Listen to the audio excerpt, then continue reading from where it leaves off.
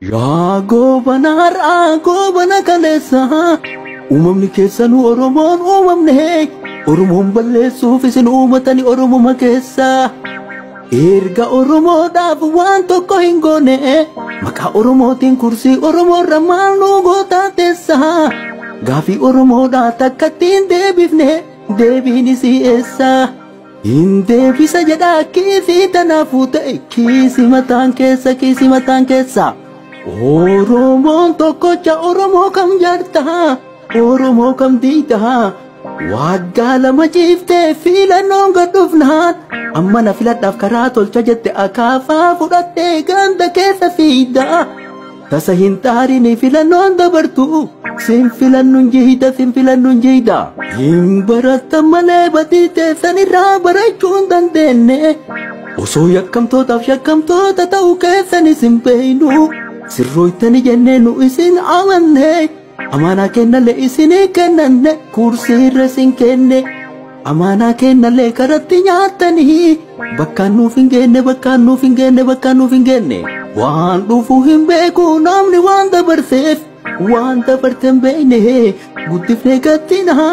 akkana nu gootani jennee nuti nahine aadaa wanti buutii dhagaa fuuna jennee buutii lafaa fuunee matarra uf kenne nurraa bu'i jennee warwaachuutti jirra mana jala teenne maal teennee warwaanna buutii lafa buufnee dhagaa lafaa fuunee mataa keessa dhayuu amma kanaan booda buutii fi bofallee amanuun hin ta'u duute jenne malee jarri warra biyyee arraabeetiin ka'u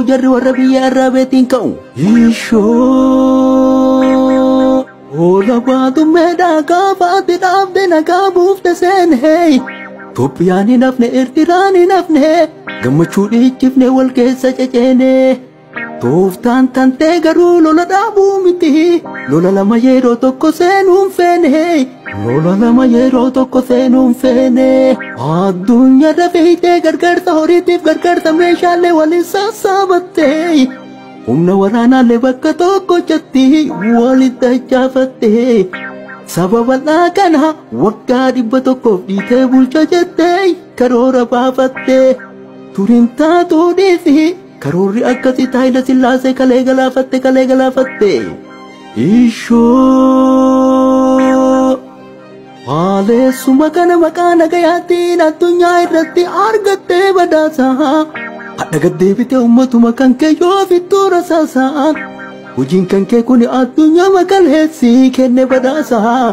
gaafii keessa galchee qaanesse mataansa hojii fi wallaggaa maqaa waraanaatti waraana leenjifte irratti bobbaafte ummata qulqulluu dubartiif daa'imman lafarraa hobbaafte isiin guyyaa tumtuu jaarri halkan tumaa maaliif sabni kenna jirtuu lamedhumaa sababni isaa maali mee kana nuuf hima hojiinis Oromoo wallaggis Oromoo ilmaan Oromooti obboleeyyan teenna hanga ati jara lafarraa duguyte nafxanyoota waliin gara keenna dhuftumaaf teenne si'eeyna artistoonni sabaa wardiyyaa sabaatiin urraa hin tuqini dhiisii saba keenna yoo dhiisuu katittu rasaasa geerrarsaa sirra gadi kenna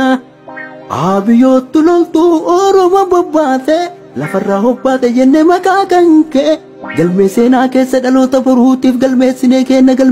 kenna yookaan atattamaan Oromiyaa keessaa loltoota kee yaafi kumaanti poostiillee osoo olteen bulin uummatarraa kaasi ummata dammaqe ummata beeke ummata wal beeke intarneetii cufuun ukkaamsuun basaasaan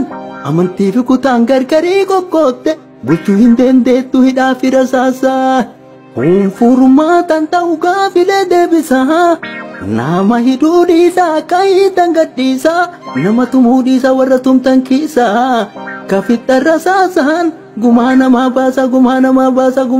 baasa yoo uummanni bal'aan isin fedhuu didee maaltu hidhannoodhaan ganda namaa keef isin fiisuu fidee baarri qawweef humnaan nama bulchan taree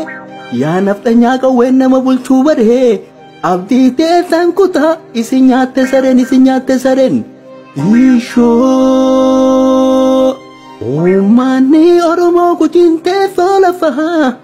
uummanni Oromoo wallaggaree lafaa Oromoon tokkocha Oromummaan lafee Oromummaan dhiigaa Oromummaan nafaa yeroo lammii teenna kumaanti poostiidhaan lafarraa tuquu lammiin kun marrafaa jaarri jara fixee nuu dhufuu wayafaa ammumaan dammaqaa dafaa ka'aa lafaa walitti birmadhaa walin laaluun fafaa wallagga duwwaamii tokko kennaa gargar nu qoqqootee nu caccabsuuf cufaa yoo dhaabsisuu baannee jaarri itti fufaa miidhaan wallaggaa fi gujii irra deemu baraaqee kennas boru deemee dhufa ishoo adabadaataa lakkisaa yaagantu waa'een bilsigina dubbii lamaan galiin isiniin galtu yaa holotii baddee holola dhoofina hoolaan gaafa qalanka samii agartu bishaan quluun jige haguma dhaqqabde silaafuu ol qabda kajige hin hartu osoo keessan beeyne wacan guddisina akkuma kaleessaa dogoggoruu maltu